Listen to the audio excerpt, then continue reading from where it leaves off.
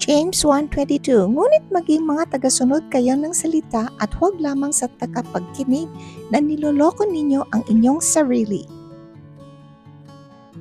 Huwag lang makinig, isabuhay ang salita ng Diyos. May mga pagkakataon na alam nating ang tamang gawin, ngunit hindi natin ito ginagawa.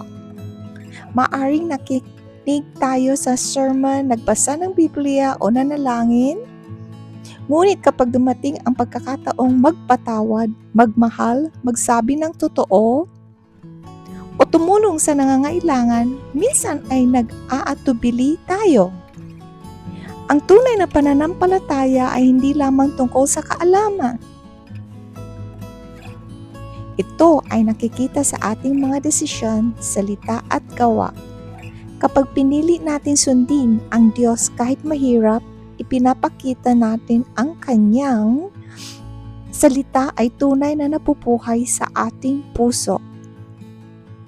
Ngayong araw, huwag lang natin pakinggan ang salita ng Diyos. Isabuhay natin ito. Kung nais mong maging mas malapit sa Diyos, magsimula sa isang simpleng hakbang ng pagsunod ngayon. Kung pinagpala ka ng video na ito, mag-like, share, comment at mag-subscribe para sa mas marami pang pang-araw-araw na panalangin at pangpalakas ng loob. Bye!